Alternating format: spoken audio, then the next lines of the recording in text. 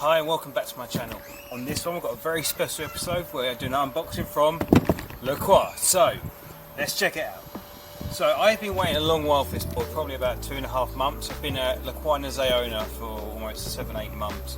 I sold my board about 3 months ago to one of my friends in the local area. Absolutely loving the board. Now the reason why I sold the board is because I still don't have enough range. I'm going out for long rides, 25 plus miles, still running out of range. I want a board which will completely destroy that. So there's only one board I can think of and we're going to have a look at it now. So let's open the box. Net weight 23 kilos this box is, and it is a heavy box. So jeez, oh, do you remember this? This is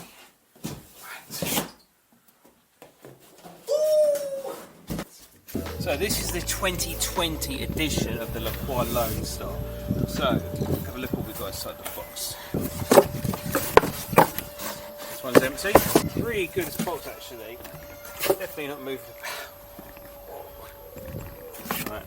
So that's to divide the motors for shipping. And right. Oh, that's one opened up. Right, I'm going to put that to the side. The Lacroix Lonestar. But first, let's look at the accessories we get inside the box. Oh, come on! 2 power cables, both are not UK plugs, so those are pointless. So UK guys, so if you ever get a Lacroix, the connection you need is something for like a kettle connection. The connection here is it's like a 3-pin, so this is mostly common on stuff like kettles in the UK. So if you ever need to get a UK plug, look on eBay, get yourself a kettle plug. That's what you're looking for. Stickers and bits. So load of stickers in the box. If you guys want these stickers, I've already got a few already. Put a comment below if you really want them, and I'll pick out a winner. Whoever really wants the stickers in like say a week or so. But I already have some of the stickers from Lacroix already. So if you want these and win these, put a comment below if you really want them, and maybe I'll get them shipped out to one of my subscribers. So as you're getting a little bushing guide, different weights. Now before, on my Lonestar I had double blues, which are the softest bushings you had.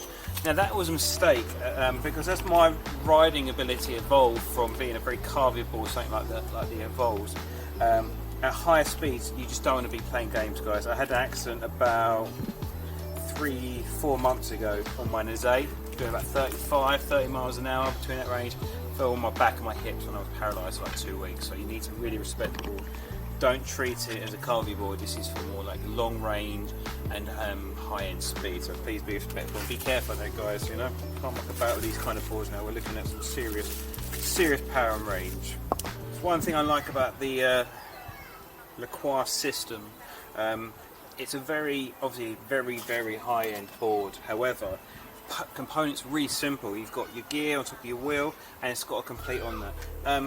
I quite often take out a full complete wheel with a hub on me, so if I ever have a puncture I can just swap the whole thing over. It's quite easy to do. Something you don't necessarily need to do, but it's nice to have a whole complete. You just slot it on. When I went to the Brussels Micro Mobility Winter Games, I took one of these with me, and it was very helpful, especially when I went out on the group ride. So advise take one of these out with you. Okay, big box for a big board. The Lacroix charger. It is massive, absolutely massive. This thing is ridiculous. However, the point of it, you don't take it. You have your board, you charge it up.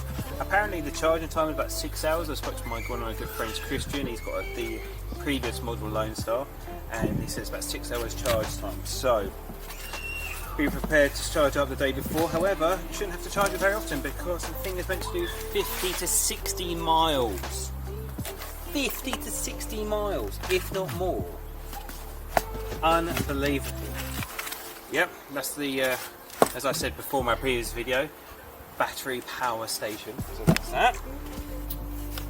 2 boxes, 2 small boxes, and in here, do this one first.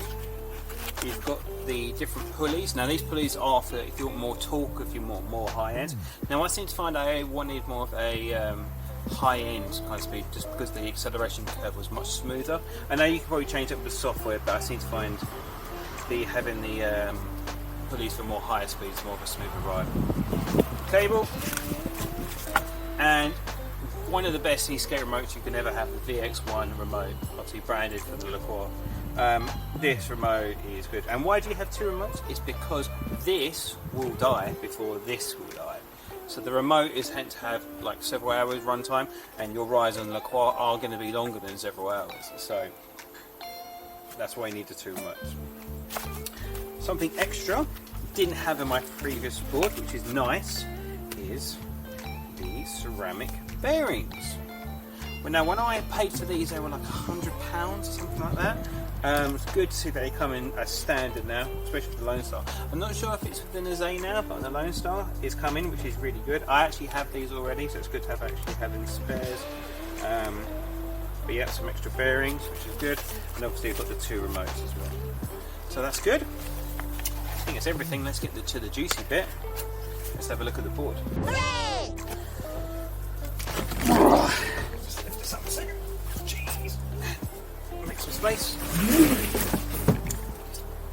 Place it all the way down. One thing I said in my Nazay video is that the tyres were not inflated upon arrival. Now this is one thing I was not aware of, something to do with the pressure of the wheel. It's obviously a high risk travelling with the tyres inflated, so that's why the tyres were inflated. No dust caps though. In the stable, my last statement, dust caps on boards should be a basic necessity. Should have dust caps on the board, 100%. So what are the changes between the previous model Lonestar and the new current system of the Lacroix 2020 edition? Now, difference being you've got upgraded the lights. The lights are exactly the same, but the mounts are now like a aluminium or metal. So, yeah, so one thing I've changed is they changed the mounting system at the front of the board. So that's been improved, which is really good. They've also changed. They've also changed the battery enclosure, as you can see. They've got a new battery enclosure system, so that's been upgraded. I think this looks much better. One of the reasons why I didn't get the Lonestar to start with is because I really didn't like the battery enclosure. It seemed to me having like a shoebox underneath the board. It looked really kind of messy in my opinion, but this is much more sleeker, much more smoother. I've kind of described it to my friends already as something like a Beetle stage design. So it's very chunky, but it's also quite smooth on the edges. Torch reports are saying. Also, the battery system is slightly different. We've no longer got 2700 cells. Now we have 21700 cells in the board, and we have less of them. We don't have a 12S 12P anymore. We have a 12S 10P. Apparently, Lacroix claimed that with the new battery technology, the ranges should be similar to the same. But to be fair, if it's 5 or 6 miles out, I don't think it's something to worry about. I think it's a very nice, sleeker system. It looks much, much more nicer in my opinion. Okay, looking at the battery enclosure again. They've also changed the angle of which the front lights have been put in as well. So that's much, much better in my opinion. Like I said before, I've broken so many lights, but the angle of this seems to be much, much more friendly.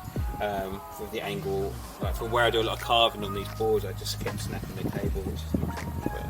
Also, as you can see, I've got branded Lacroix wheels. I don't know if they come as standard, but that is what I've had. If they are, then they should. I think for what we're paying for these boards, those are the things that make the difference. If we're looking for that premium, highest available opportunity of boards at the moment, then this should be absolutely standard. They should, spend a lot of money on this stuff with import tax and shipping.